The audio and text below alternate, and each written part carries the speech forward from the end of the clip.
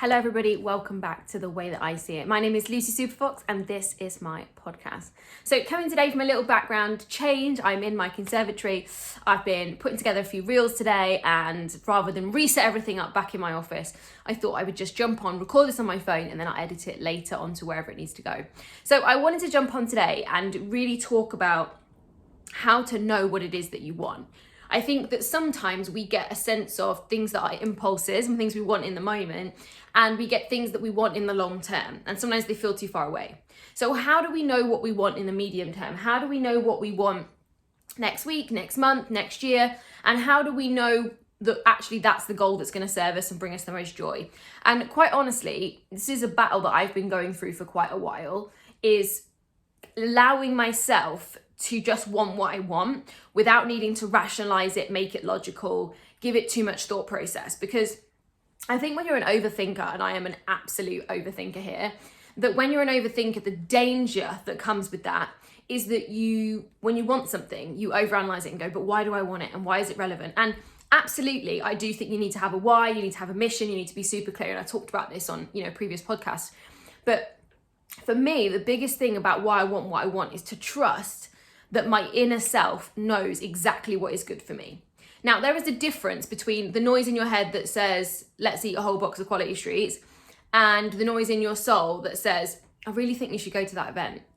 I really think you should speak to that person, right? There is a difference between the little naggy, niggly voice in your head and your inner voice, your inner sense of knowing who you are, that inner sense of trust. And for me, my knowing what I want has been leaning into that inner sense of trust and that voice than it has been allowing this voice to take over. Now, don't get me wrong, I'm not freaking perfect, right?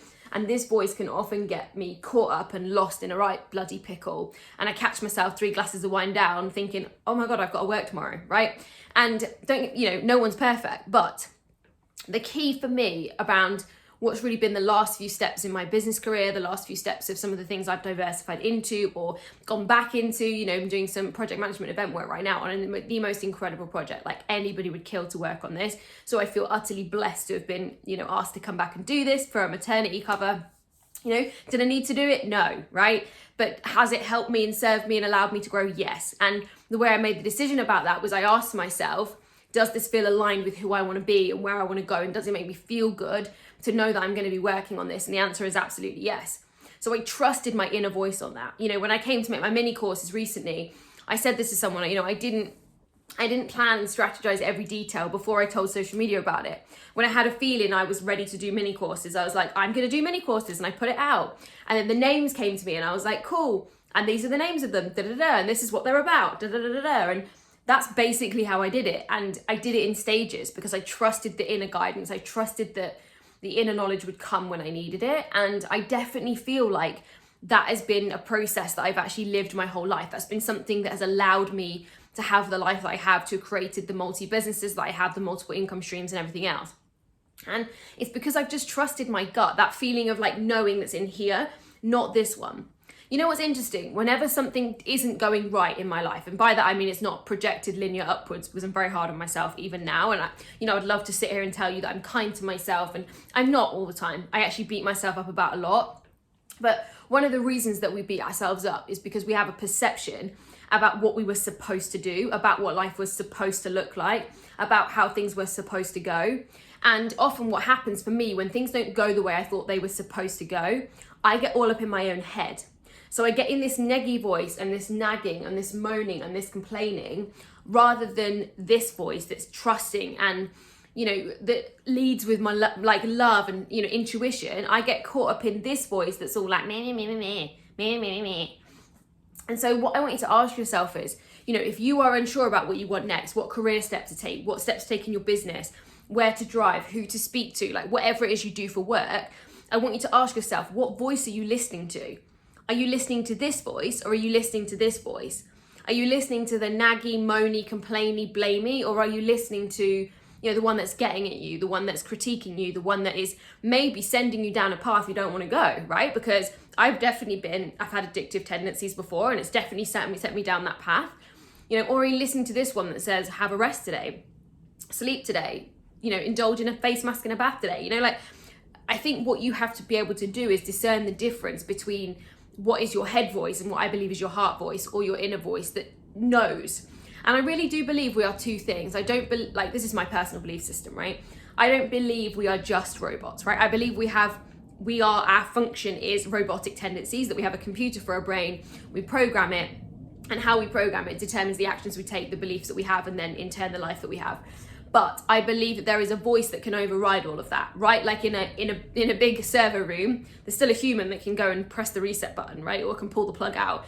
I believe that's our inner voice. I believe the robot voice or the neggy one, that's the computer. That's how I describe it to people. And so for me, my inner voice is always when I'm speaking from my inner voice, and this happens a lot on things like my podcast. This happens a lot when I'm speaking on stage and I don't have to prepare a script. I let my inner voice speak, and she always knows what to say. She always has the answer. She always trusts. If she doesn't have it right now, she tells me, not right now. And I trust that feeling. Like, don't rush it, don't force it. And I've definitely rushed and forced things in my life that I didn't need to rush and force, because I was up here talking about how things were supposed to go, focus on how it was supposed to happen next. And I wasn't here thinking about what I wanted, what I was trusting, what did I feel called to do, what was I led to do. And I think sometimes, it gets put down in the world of woo-woo, but I really call it inspired action. If you think back to some of the greatest people of all time, the decisions they made or steps that they took in their business or their life were not practical, but they in turn were magical. And so for me, I trust and know there is a deeper part of me, a more wise part of me, whether you believe that's a part of a group consciousness, whether you believe that's a God thing, whether you believe it's a universe thing. I just believe there is a deeper part of me that knows why I'm here, what my purpose is, where I'm going to thrive, what serves me. And I get to uncover that. And by breaking down all the stories and beliefs that I've picked up along my, early adolescent life and into, my adult life, by breaking those down and allowing myself to be more open, I allow myself to hear this inner voice more. And so when it comes to knowing what you want next, knowing what you want next year, knowing where to go with something, knowing whether actually right now you're happy right where you are, I believe that's an inner thing. And you have to be able to trust in the inner voice rather than let the head voice get to you, because the head voice, right? That head voice is the voice that will actually keep you stuck exactly where you are, because that head voice hates change. That head voice likes things to be predictable and routine and monotonous, and it likes to feel good. And by feeling good, I don't necessarily mean have a workout. I mean, drink a bottle of wine so you don't have to think about all the stress in your life, or eat some cake so that you don't have to think about how tired you are, right? Your head voice is ultimately the thing that will hold you back. But what happens is we believe that's just how we think is therefore true. And the way I describe this to my clients is that thoughts are like traffic, and the fact that you can sit and observe them, like if you sit quietly for 20 seconds, you will ultimately see the thoughts. You will hear the thoughts in your head going vroom, vroom, vroom, vroom, vroom, vroom, right? The fact that you can do that says you are not your thoughts. The fact that you can be separate from those thoughts to see and witness them means you are separate from them. And this is where we have to get to, is recognize that just because we think a thought, as Joe Dispenza would say, doesn't mean it's true.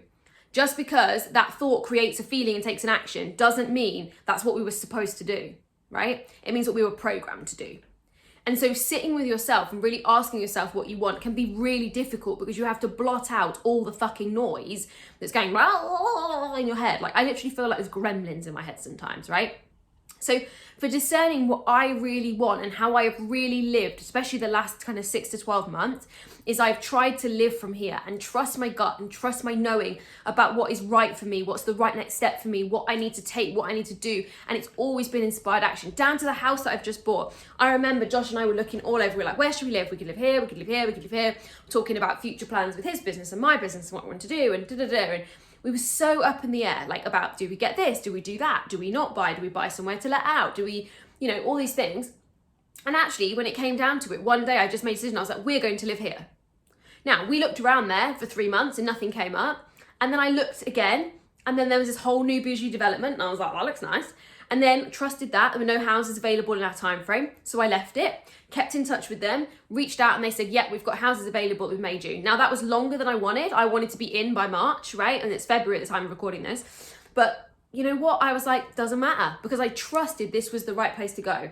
Now, what's interesting is the first time I looked at the location for basically the location we're going to live in, I saw this development and I saw a house type on this development called the New Walton. That's what my surname, I might, just to break some, news here, my name is not actually Lucy Superfox, although I may change it. My surname is actually Walton. I'll tell you the story. If I haven't already told you the story of Superfox, you can find out at some point. But all of my clients, so everyone who does the new mini courses, will get access to the full story of how Lucy Superfox and Team Superfox came about. But what was I saying? Yeah, so this new development, I actually saw this house type, one of the first house types I saw, and that is what I've ended up buying. And so, that was nearly 9 months ago, but I just trusted, and I trusted the inner voice rather than the head voice. And I got caught up in the head voice that was saying, oh, but then it means that much deposit, and then what about that, and what about your journey time to there, and what about the noise. This felt right. And this is a transition and a journey that I have been making over the last year, is really moving from fucking this voice to this voice.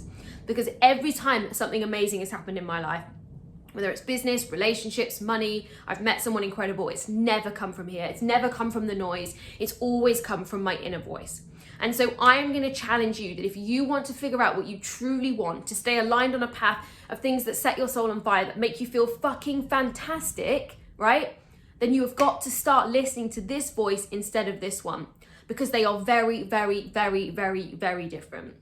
So that's it for my rant of the week. If you haven't already, make sure to sign up to my weekly blog. Go to my website, lucysuperfox.com. You'll get a nice little pop-up, pop your email in, and you'll get a weekly blog from me sharing my thoughts, my dreams, kind of vision, what I've come about that week, maybe some lessons from my clients.